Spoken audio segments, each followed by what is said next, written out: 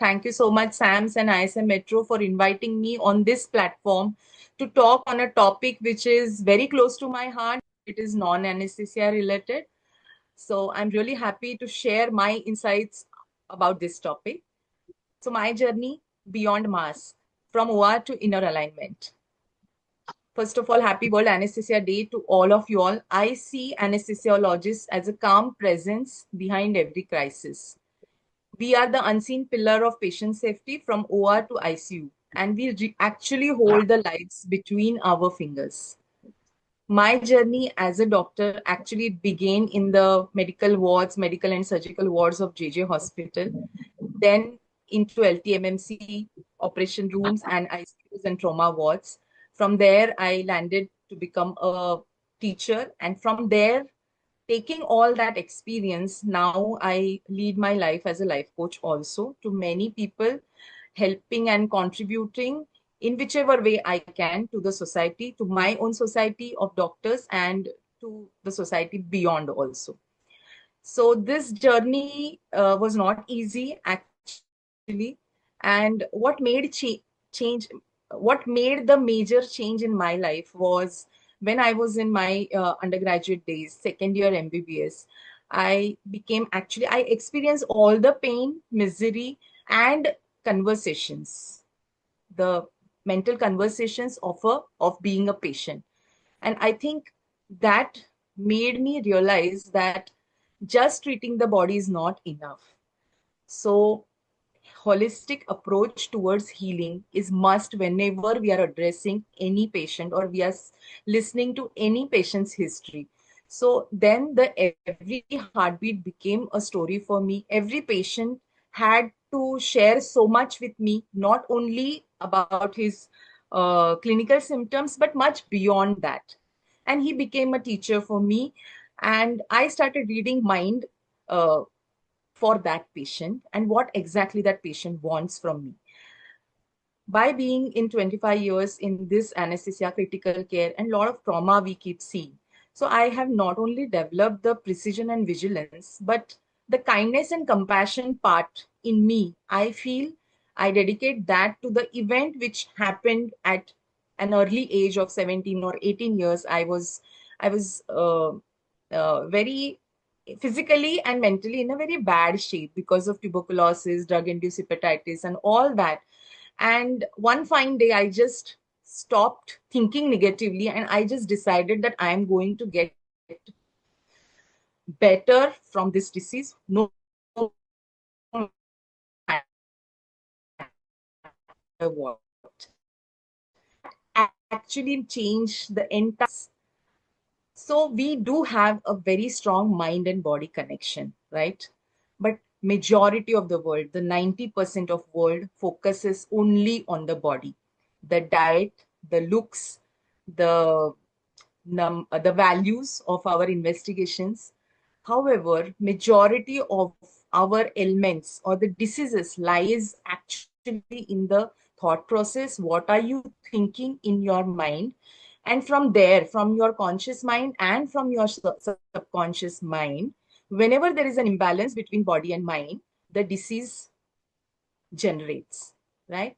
So life coaching became, for me, it became an extension and not a shift in my profession. Whenever you have emotions which are piled up, wherever you are not venting them in an appropriate way or you're not handling them effectively, they get stored in some or the other part of your body and they execute as diseases. We all know that as doctors. Okay, so we just treat the blood pressure value of 200 by 100, but we do not address the cause behind that blood pressure, right? We never address that. Signs of burnout we all must have faced in different stages of our life. Okay, it exhibits as symptoms, different symptoms in different individuals. However, we are in so much denial that we think that it's okay to be burnt out. But let me ask you all, if my battery, I'm 100% as a whole, if my battery is only 1%, will I be able to deliver my personal and professional duties in 100% way? Even if I want to, I will not be able to. Okay. So this recharge, the mental recharge, the emotional recharge is equally important to with your physical recharge. And we just don't think about it until it leads to chronic stress and psychosomatic disorders. So the moment it starts manifesting as disease, that is the time we seek help. Many doctors, even if knowing everything about the pathophysiology of all these diseases, we do not act on the root cause which lies in your thought process, your mind. We just do not get present to the fact. So that is where the why it happens, because you can't see the picture when you are in the frame, right? So that's where you need somebody who can show you, boss, this is the time you need some action. So that's what a good life coach can show you. There are different modalities, there are different strategies. One strategy doesn't work for other. You have to individualize as per the person, his experience, his emotional makeup. So whichever suits better for your client or for the person you're coaching, you can use that. And it's an thrilling journey actually, because you're helping somebody to unlock that person's complete potential to maximize their growth, right? And how do we do that? We do that by reprogramming our mindset. So we have a fixed mindset, we have a fixed pattern of thinking, and until and unless you drop that fixed mindset, you cannot move forward on the path of success and growth, which how much ever you want that in your life, right? Everybody wants to be on a personal front, on a professional front, everybody wants to be perfect or excel. But that is not possible, because until and unless you drop that fixed mindset and reprogram your thoughts, your mind, and utilize the power of your thoughts, affirmations, manifestations, until and unless you do that, it is not possible. Okay. And for that, you need help in different forms. So these are the different elements with which we usually coach the clients. Mainly it is by asking questions, listening to them at a active level and deep level. And while listening, we have to be non-judgmental. As a coach, I had to train myself to be non-judgmental while listening, and by providing positive reinforcement to all these people, which I often keep doing with my medical students also, postgraduate students also. So that constant positive reinforcement is the base of these uh, growth and success in the life. So life coaching, basically you design the life which that person wants for that person, and it is more of a present and future oriented process. What are the benefits? Yes, you can provide crystal clear clarity to that person. Many doctors I see nowadays they are so confused, they just don't know, because so many options are available. And same is the condition with the teenagers or the students who are just pass out 10th or 12th. So providing clarity, providing correct direction to the success is very important. Setting goals, having smart goal framework, time bound objectives, fulfilling them, and constant learning. So I call it LLL methods. It is lifelong learning. You just continue learning one or the other thing, and that will give you so much of confidence that it will take you to the next level. It will be your next version. And ultimately, all this leads to a balanced life where you have a space for self-love and emotional resilience, which is very important. Ultimately, yes, at institution level, this coaching increases the productivity. There have been multiple studies wherein confidence building corporates are doing all these life coaching and corporate coaching training programs. It is high time now doctors also start exploring this area. We all need to explore this area of for the better work-life balance. There are various tools. One of the tool I'm just showing in the slide, it is called Wheel of Life. So you are in the center of this wheel. For every individual, these 8 main areas are the most important areas of any individual's life. Okay, no area can be zero, right? Your for wheel of your life to go in a forward direction, all areas need some ranking. So you can, as an exercise, small exercise, you all can write these areas and you can grade the area from 0 to 10 on the scale of 0 to 10 and just see. That will give you. So if these are mainly awareness kind of exercises, and the moment you bring in awareness and consciousness into any area, the transformation begins. So simple tips for all the listeners.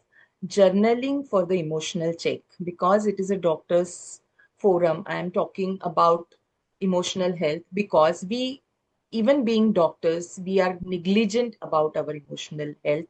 Unfortunately, we need to work on this at a significant level.